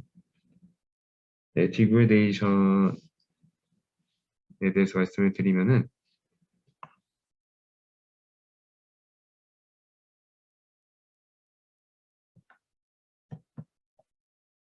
잠시만요.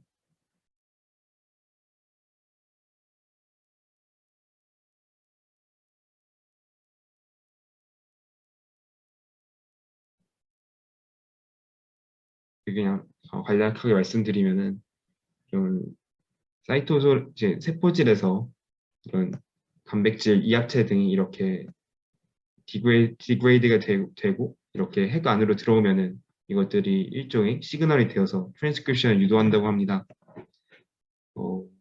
여기에서 이 그림을 통해서 예를 들자면은 이 P100 그리고 어떻게 읽지 이거를 REIP 저는 이 두 가지가 이제 합쳐진 헤테로다이머라는 단백질 이합체가 있는데 이제 이것들이 1년의 과정을 통해 가지고 분해되고 이것들이 뉴클레스 안으로 시그널을 분해되가 디그레이드가 돼서 시그널을 줘가지고 작용을 일으킨다고 합니다.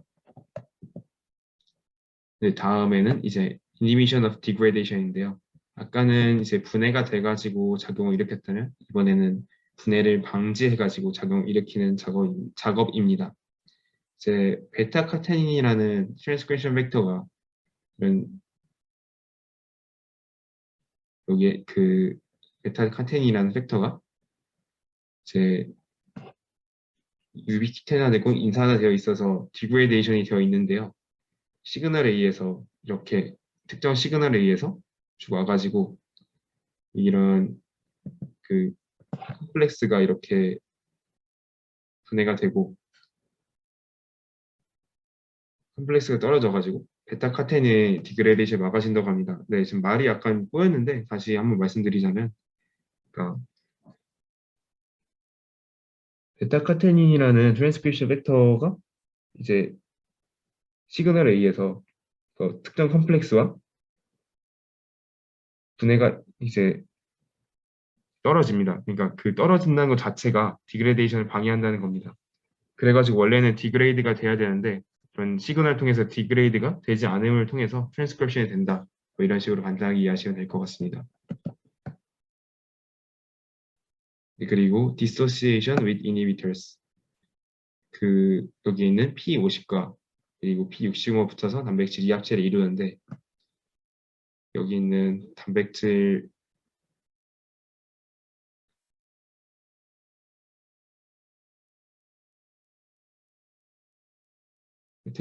단백질 이합체가 이제 뉴클레우스로 이제 들어가게 됩니다. 그러니까 여기 있는 이니비터랑 떨어지자 이제 여기 있는 이합체가 들어가가지고 일종의 시그널을 일으켜서 트랜스크립션을 일으킨다는 건데요. 이제 이를 통해서 이런 이니비터와 떨어질 때, 분리될 때 이런 시그널을 일으켜서 트랜스크립션을 한다고 합니다. 아까 베타카테닌의 이야기와 좀 다른 점은 그러니까 베타카테닌은 이제 자신 스스로가 좀 변화하는 변모가 있었다면 얘는 이 자체가 변화하지 않고 스스로 떨어지기만 해가지고 이니비터만 변화하고 해가지고 다시 트랜스크립션을 일으킨다고 합니다.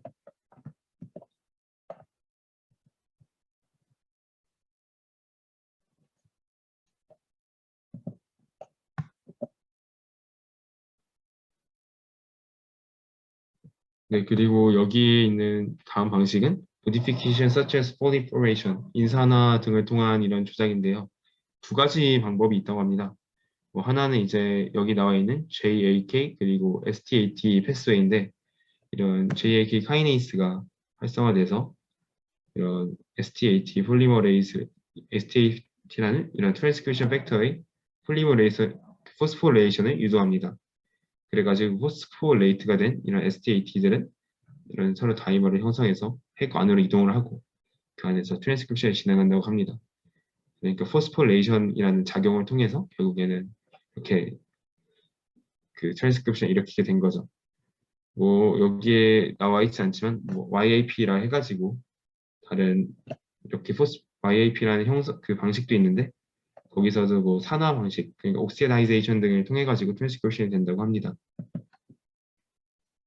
다음은 이제 스티뮬레이터와의 상호작용을 통해 가지고 인터랙션을 하는 건데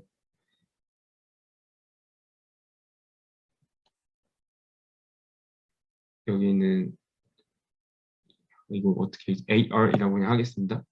AR이 평소에는 HSP랑 이제 결합되어 있어서 비활성화 상태가 되어 있는데 이 그러니까 여기서 안드로겐이 AR 안드로겐 리세터와 붙어버리면서 HSP가 이렇게 떨어집니다.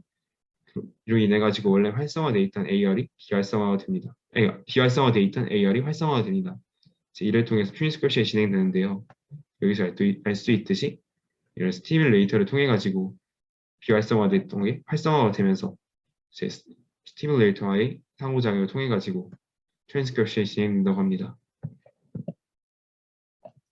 그리고 시그널 패스웨이를 통해 가지고 전사 인자를 이렇게 자극하는 방법이 있는데요.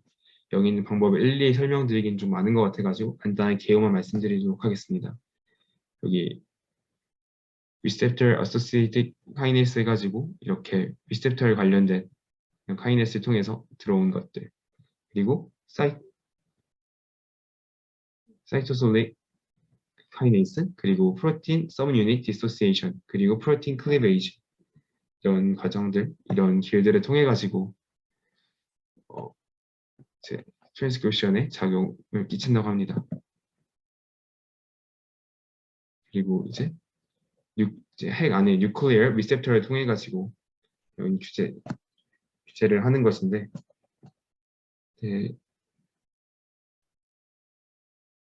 여기에서는 이제 호르몬이 영향을 끼친다고 합니다. 그래가지고 호르몬이 없으면은 평상시에 이미터가 있는데 호르몬의 작용을 통해 가지고 이니비터가 떨어지고, 그로 인해서 그 평소에 이니비터에 결합해 있던 남았던 DNA 바인딩 도메인이 리셉터에 결합해서 트랜스크립션 활성화한다고 합니다. 이제 그리고 그 외에도 이제 이것들이 아까 말씀드린 그런 제가 말씀드린 작용의 그런 구체적인 한 예시입니다. 그리고 이제 그 외에도 regulation of nuclear receptor라든지 아니면 chromatin mediated regulation이라고 하는 이런 방식도 있고, 여기에선 저희가 흔히 아는 텔로미어에 대한 이야기도 나옵니다. 그래가지고 텔로미어는 이제 크로마틴 끝부분에 존재하는데, 이제 텔로미어가 이제 갈수록 분열하면서 조금씩 짧아집니다. 그래서 텔로미어가 짧았다는 것은 그만큼 많이 분열했으니까 노화가 있다는 걸 뜻하고, 그런데요, 이제 여기에 있는 텔로미어들을 유지시켜주는 게 텔로머레이스라고 합니다. 다음에 나오는 이 표를 보면 알 수 있는데, 일반적으로 이 텔로머레이스가 이렇게 활성화되어 있으면은 스템셀이나 germ셀은 계속 텔로미어가 줄어들지 않으니까 계속 이렇게 텔로미어 길이가 일정합니다. 반면에 캔서셀, 얘는 무한 증식하니까 오히려 유지가 된다면 계속 길이가 늘어나겠죠. 양이 많아지니까. 그런데 텔로머레이스 이니베이션, 그러니까 텔로머레이스를 제거하게 된다면은 이제 그만큼 텔로미어가 짧아지게 되면서 다시 이렇게 길이가 줄어드는 것을 볼 수 있습니다. 네, 그리고 이스트 투 하이브리드 시스템 등이 있다고 합니다. 네, 제가 준비했던 발표는 여기까지였고요. 너무 미숙한 발표를 들어주셔서 감사합니다.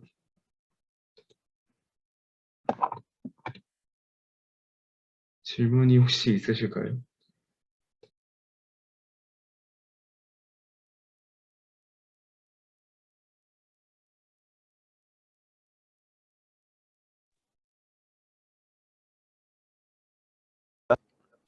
혹시 질문이 있으시거나 아니면 추가로 더 있으시다면은 개인적으로 알려주시면 제가 개인적으로 이제 다시 해서 답변 달아드리도록 하겠습니다.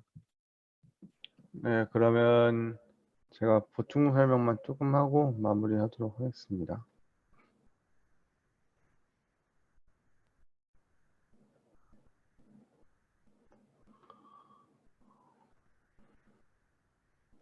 우선 이 슬라이드인데, 우선 카이네이즈가 뭐죠, 현서님?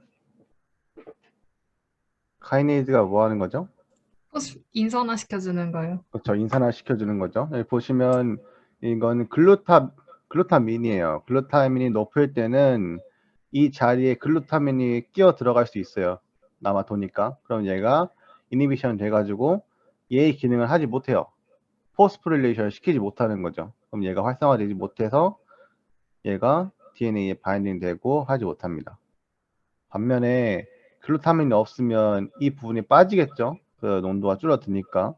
그러면 이 부분이 상대적으로 좀 그 여유가 생겨서 이 포스플레이션 시켜가지고 이게 활성화가 되고, 이게 또 카이네이즈로 작용해서 오른쪽에 있는 거를 활성화시키면 이게 DNA로 들어가서 작용을 하는 겁니다. 여기서 중요한 건 그냥 카이네이즈가 인산화를 시키는 거다라는 거 알아두셔야 되고, 그래서 이 인산화를 했을 때 단백질의 기능이 바뀐다. 기능이 생기고 없어지고 이게 바뀐다라는 거를 알아두셔야 되고요. 이거는 글루타민의 케이스, 이 NTRC의 케이스고, 이건 좀 더 일반적인 상황에서 그 계략화한 모형이고요.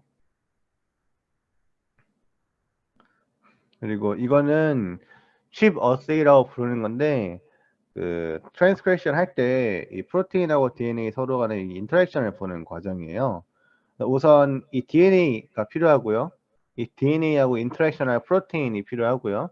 이 프로테인의 태깅을 해야 돼요. 태깅을.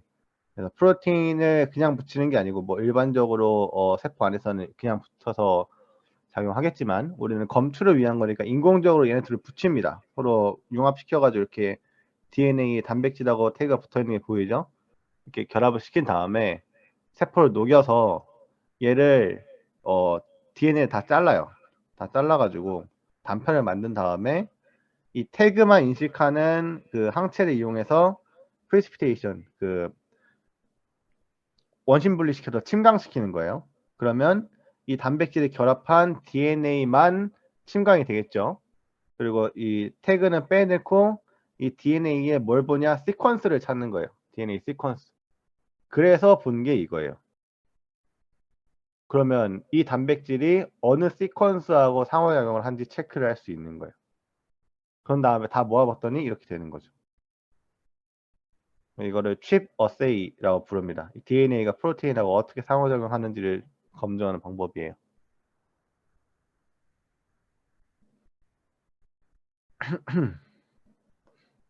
그리고 이거는 뭐 별건 아닌데, 여기 H3K9 이렇게 써 있는데, 이 H3는 히스톤 단백질 3번이고요. 3번 히스톤 단백질이고, 이 K는 라이신이에요. 아미노산을 가리키는 거예요. 위쪽에 H3K9 이렇게 있죠. 그래서 라이신. 이 라이신이 알파벳 하나로, 이거는 여러분들이 그 올해 배울 건데, 생화학 시간에 혹은 기초 생명과학 시간에 배웠을 수도 있고요. K라고 표현하게 됩니다. 그럼 얘는 아르진은 R 이렇게 쓰기도 하는데, 이러한 그 한 글자짜리 축약어로 표시를 한 거고요. 그래서 이게 그 이 K가 그 히스톤 3번 히스톤 단백질에서 9번째 라이신의 메틸레이션이 생겼다라는 거를 표현하는 거다라고 알고 계시면 됩니다.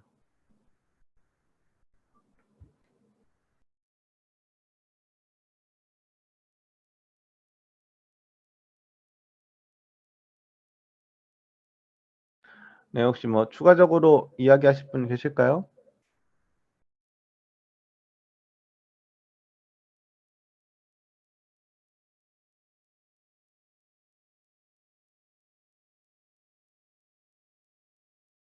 네, 없으시면 오늘 스터디는 이렇게 마무리를 하겠습니다. 다음 스터디는 1월 15일, 이번 주 일요일 똑같이 저녁 7시 있고요.